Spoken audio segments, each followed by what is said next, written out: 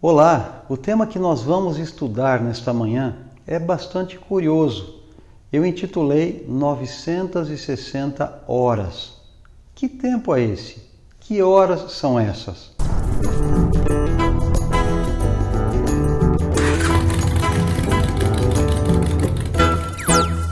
Bom, o texto que nós vamos ler nesta manhã, ele se encontra em Êxodo, capítulo 23, no versículos 12, 13 e 18. Eu gostaria de ler com você.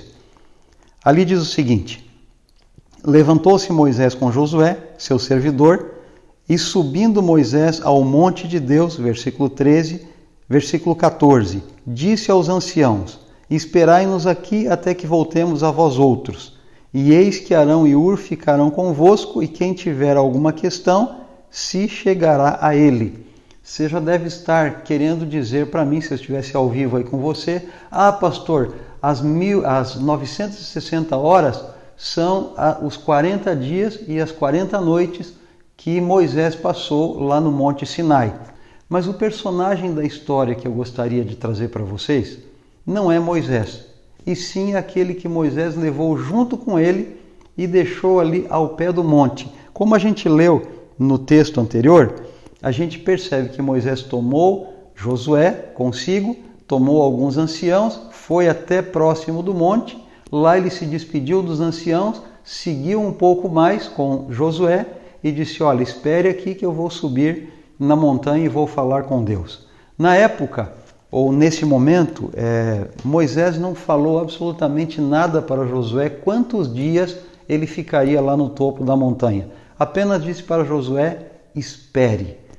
E eu fico imaginando Josué agora, sem poder ir para o arraial, sem subir na montanha, ficou naquele limbo, aguardando que Moisés descesse. Ele não tinha ideia se seriam algumas horas, se seriam alguns dias, se seriam algumas semanas ou alguns meses. Ele não sabia quanto tempo deveria permanecer ali, mas ele precisava obedecer. E essas são as 960 horas que eu gostaria de estudar com você neste momento. Este tempo que aparentemente foi improdutivo, foi uma perda de tempo para Josué, que talvez a gente pense realmente dessa forma. Mas nós vamos ver que aquelas 960 horas ou aqueles 40 dias e 40 noites foram essenciais no preparo daquele futuro líder. E duas perguntas vêm à minha mente. A primeira pergunta, aí está o texto, né? A primeira pergunta é: por que Josué precisava ter aquela experiência? Por que Josué precisava passar os 40 dias ao pé daquela montanha?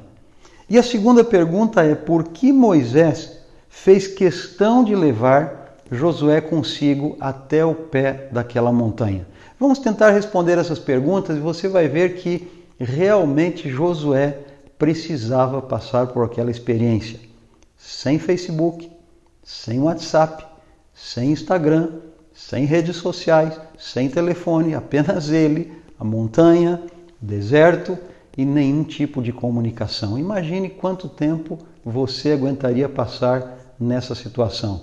E também sem um tipo de alimentação adequada, porque evidentemente ele não levou muitos alimentos para passar tantos dias como finalmente ele acabou passando ali.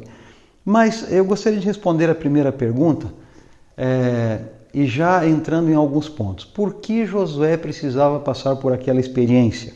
Primeiro, Josué precisava aprender a obedecer, porque no futuro ele seria um líder.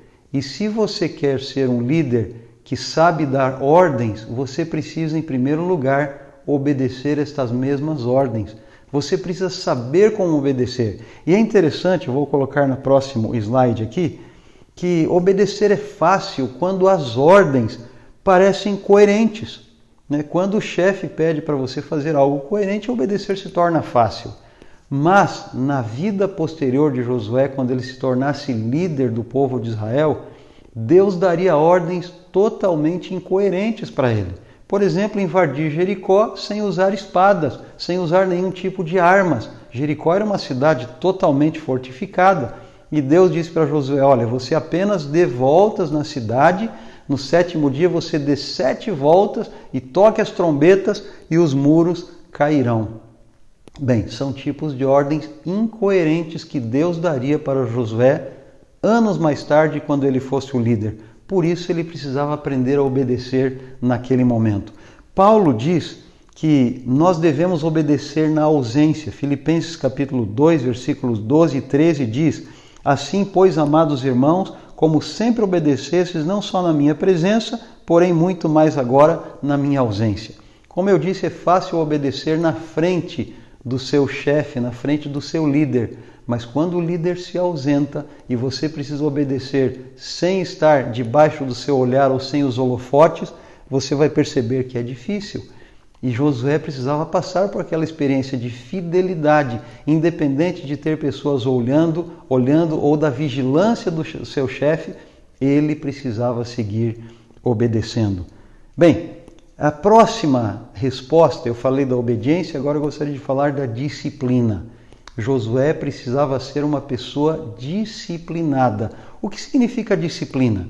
Disciplina tem a sua origem na palavra discípulo. Discípulo é aquele que aprende em um primeiro momento, mas em um segundo momento o discípulo é aquele que também irá ensinar. Ele aprende para depois ensinar, para depois se tornar um mestre. Em outras palavras, o discípulo, ou quem tem disciplina, ele é mestre de si mesmo. Ele aprende e ele ensina para si mesmo. E assim são as pessoas que têm sucesso na vida. Elas precisam ser disciplinadas. Elas precisam primeiro aprender e depois tornar-se mestres de si mesmos. É muito interessante esse conceito. Eu tenho aqui atrás uma foto da maior corrida de rua do Brasil e da América do Sul. A corrida São Silvestre. Dizem que é 15 quilômetros, são 15 quilômetros, mas na realidade são quase 17 quilômetros. Eu sei, porque eu já participei por 3 vezes. Mas a primeira vez que eu participei da corrida São Silvestre, eu não imaginava que eu poderia fazer isso. Eu não conseguia correr nem 100 metros. Eu não tinha preparo físico para isso. Mas aí comecei a ler tudo sobre corridas, como conseguir desenvolver a prática do exercício físico com produtividade e alcançando objetivos. E eu descobri que você, para conseguir alcançar, correr longas distâncias, você não deve se programar para isso. Você deve ter a disciplina de correr pequenas distâncias todos os dias. E eu comecei tentando correr 300 metros, 400 metros, 500 metros, até chegar em 1 quilômetro. E quando cheguei nesse primeiro quilômetro foi uma festa. E aí eu comecei a praticar esse primeiro quilômetro todos os dias, vários dias, durante toda a semana, até conseguir aumentar para 2 quilômetros, para 3 quilômetros. Eu demorei quase 1 ano para chegar. E eu descobri ao final do processo. Aí estão mais algumas fotografias, uma corrida com quase 100 mil pessoas, incluindo aqueles que não se inscrevem. Aí está inclusive a chegada da corrida, Olha aí, ó. Tinha até plateia. Aí está a medalha. Você quer ter sucesso? Se você quer ter sucesso, você precisa fazer exatamente isso. Você precisa ter determinação, ter disciplina. Quer ler a Bíblia, não consegue? Leia durante 10 minutos. Depois você aumenta para 15, depois para 20, mas faça isso todos os dias. Quer desenvolver um bom hábito? Faça isso todos os dias durante pouco tempo e vá aumentando a intensidade e finalmente você vai ter a disciplina e vai alcançar excelentes resultados. Bom, mais uma resposta. Eu falei que Josué precisava aprender a obedecer, Josué precisava ser disciplinado, precisava colocar em prática a sua determinação a fim de ser um bom líder no final, mas mais uma característica que ele precisava desenvolver para ser um bom líder. Ele precisava desenvolver a paciência. Quando ele saiu do Egito, ele pensava que em menos de 1 ano ele alcançaria a terra prometida. Mas na prática ele precisou esperar mais de 40 anos. A gente conhece a história. E ele precisava aprender esta lição de paciência para poder mais tarde compreender que Deus faria todas as coisas no tempo certo e no tempo determinado. Aqueles 40 dias no pé da montanha simbolizavam 40 anos que mais tarde ele teria que esperar para entrar na terra prometida. Olha esse vídeo que eu encontrei na internet, interessante, que fala sobre a paciência.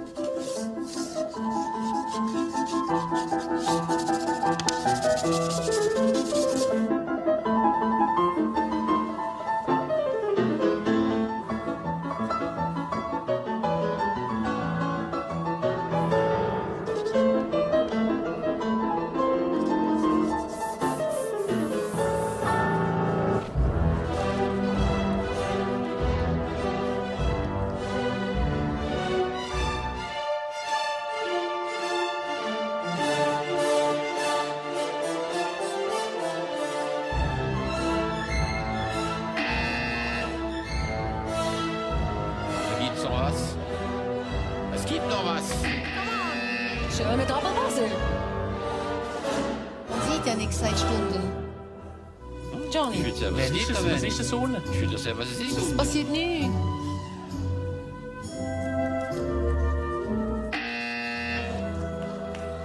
Monsieur Gräfe, Er drückt nicht, weil es um ihn geht. Ah ja, ich muss doch mal sie drücken, oder?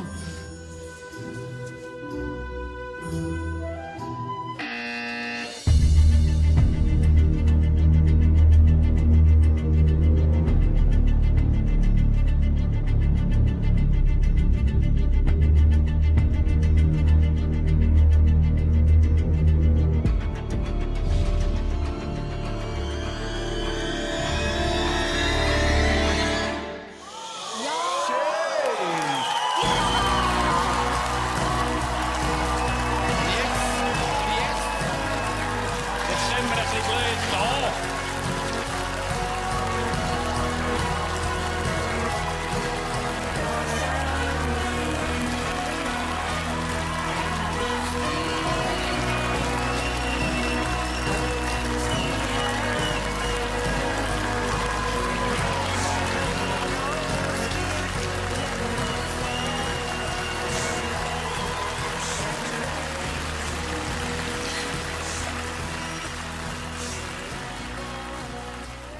E agora o quarto e a última resposta que eu gostaria de trazer para você, da primeira pergunta é: Josué precisava ter proximidade com a lei de Deus. Moisés estava no topo do monte, recebendo de Deus a sua lei. Deus escreveu nas pedras, colocou ali com seu próprio dedo e escreveu a sua lei e entregou para Moisés. Quando Moisés desceu do monte, a primeira pessoa que ele encontrou foi Josué. E lá embaixo da montanha, quando ele encontrou com o povo, nós conhecemos a história, a lei foi quebrada. Então, nós deduzimos que além de Moisés, a pessoa que teve mais proximidade com a lei de Deus escrita pelo próprio dedo de Deus foi Josué, que provavelmente até ajudou Moisés a transportar esta lei. Então, Josué precisava aprender esta lição também. Proximidade com a lei de Deus, proximidade com a palavra de Deus.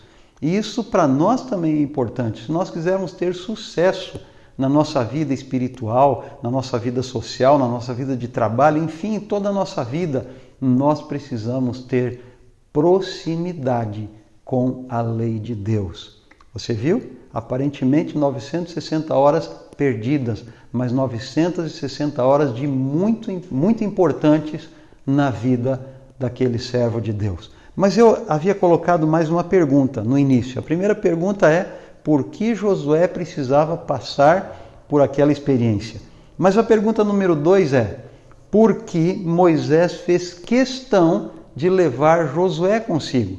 Por que ele não levou outras pessoas consigo, mas levou apenas Josué e deixou ali? E a minha resposta para você é muito simples e muito rápida, né?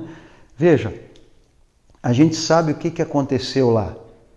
Enquanto Moisés estava lá no monte, Josué estava no pé da montanha, o que estava acontecendo lá embaixo? Vocês lembram?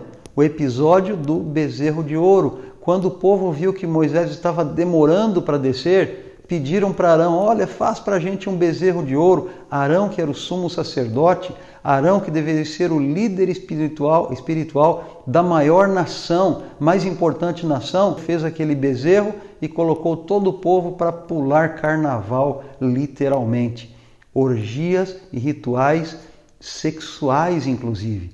Se Se você quiser, dê uma googlada aí, né? Procure na internet como eram feitos os rituais de adoração ao boi Apis lá no Egito. Você vai ver que eram coisas assim muito longe dos costumes do povo de Deus.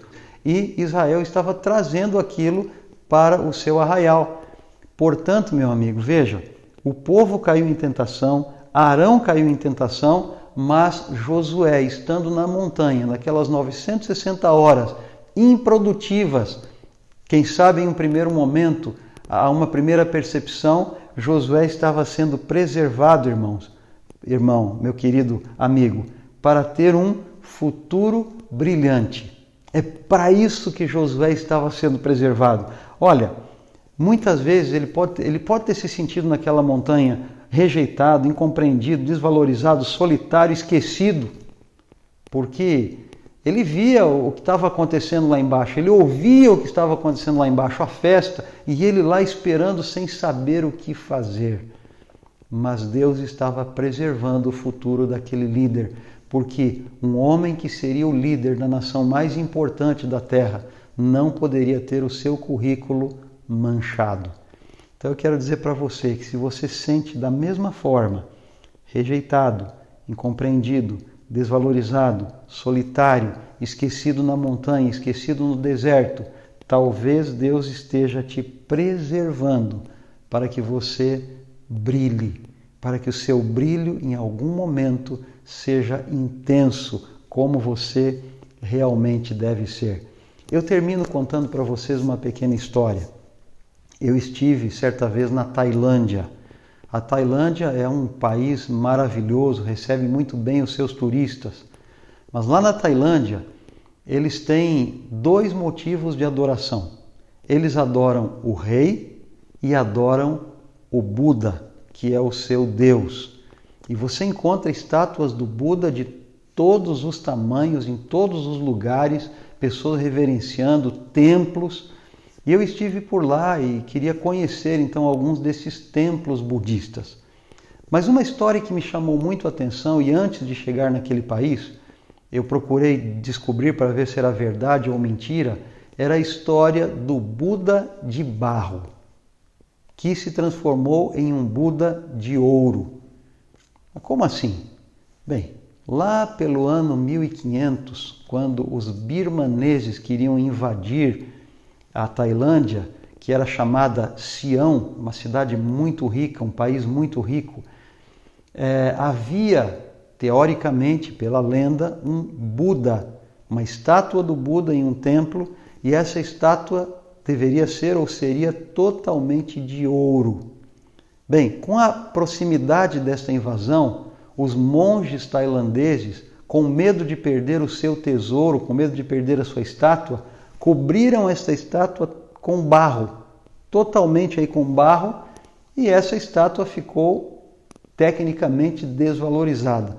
Eu não falei para vocês, mas lá você encontra Budas feitos de madeira, de bronze, de cobre, de barro inclusive, né? E essa estátua, segundo a lenda, era de ouro. E para não ser perdida, eles colocaram então barro em volta dessa estátua. Esconderam em um pequeno tempo, e quando os birmaneses vieram, eles realmente tomaram muitas riquezas, mas essa estátua foi esquecida. Aqueles monges morreram e com eles também morreu o segredo. Será que realmente existiu essa estátua de ouro ou será que ela não existiu? O tempo foi passando, mais de 200 anos depois, eles decidiram construir outros templos, construir estradas, e agora nos últimos 100 anos, o rei mandou construir uma estrada onde passava exatamente em um pequeno templo. E eles têm muito respeito pelos templos e pelas estátuas do Buda, do seu Deus. E ao perceber que dentro daquele pequeno templo que passaria aquela estrada que o rei mandou construir, eles perceberam que tinha uma estátua ali, então tiraram aquela estátua e decidiram então transportá-la dali. Mas ao colocá-la sobre o caminhão, eles perceberam que ela era muito pesada. E ela rachou. E ao rachar, Um dos obreiros ali, um dos funcionários, viu um pequeno brilho. Ele deixou a estátua onde estava, à noite choveu e descascou um pouquinho mais. E no outro dia eles perceberam que, tirando aquelas pequenas cascas de cima, eles encontraram ouro puro, e descascaram então toda aquela estátua e perceberam que aquela era a estátua da lenda. A lenda do Buda de ouro não era uma lenda, era uma história verdadeira. E agora os tailandeses tinham uma riqueza em dobro, não apenas pelo valor do ouro, mas pelo valor da história. Eles prepararam então um lindo templo para colocar essa estátua. O templo se chama Wat Tamit Pro e tem muitos elementos de ouro ali. Eu estive bem próximo de alguns deles, dá até vontade de trazer um pedacinho para casa, claro que não pode, mas realmente é muito bonito. E você se encontra finalmente com uma estátua que é feita de 5.000 quilos de ouro puro. Ela não apenas tem o seu valor em ouro, mas tem o seu valor histórico também. E se aproximar desta estátua, conhecendo a história, conhecendo o que ela passou para chegar onde ela está, realmente a gente fica bastante pensativo. E lembrando então da mensagem que eu trouxe para vocês, associando com a história desta estátua do Buda, eu chego à conclusão de que muitas vezes nós precisamos passar por provações, por períodos que nós não compreendemos, por situações que nós não entendemos, para que mais tarde nós possamos brilhar. Tal como aquele Buda que foi revestido de barro para que a sua preciosidade fosse preservada, para que no futuro ele pudesse brilhar. Muitos de nós, em algum momento, tenhamos que ser preservados. Talvez você pense, puxa vida, eu estou sofrendo agora enquanto os meus amigos estão tendo sucesso. Talvez você esteja sendo preservado. Senhor, por que eu estou doente? Deixa eu colocar esta imagem aqui, né? A imagem do Monte Sinai, onde Josué ficou. Por que eu estou doente enquanto tantas pessoas estão aproveitando a vida? Talvez você esteja sendo preservado. Senhor, por que eu não passei nesse vestibular? Por que eu não passei naquela prova, para aquele exame, para aquele concurso? Eu queria tanto, eu estudei tanto. Talvez você esteja sendo preservado. Senhor, por que eu não casei com aquela pessoa? Por que eu fui traído? Talvez você esteja sendo preservado para brilhar. Coloca isso na tua cabeça. Deus coloca montanhas na nossa frente. Coloca montanhas, coloca às vezes algumas dificuldades para que você possa brilhar. Esta é a minha mensagem para você nesta manhã. Acredite nisso. Deus nunca vai colocar numa situação, você em uma situação, ou eu em uma situação, que não seja o melhor para a minha vida. Ele sempre vai nos colocar em lugares que aparentemente são piores. Aparentemente são problemas, são desertos, são montanhas, mas estes lugares certamente são o melhor para mim e para você neste momento.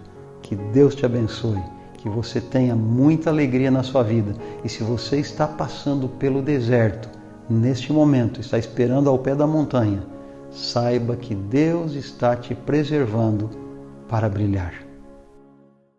Sometimes it takes a mountain. Sometimes a troubled sea. Sometimes it takes a desert to get a hold.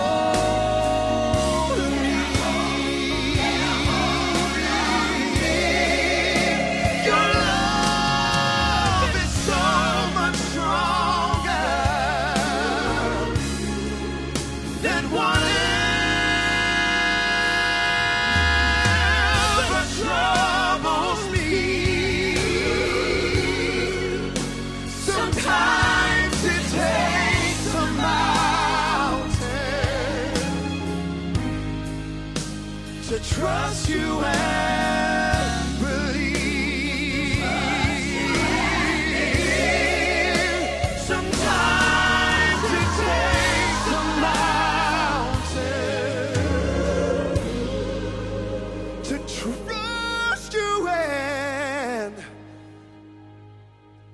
believe.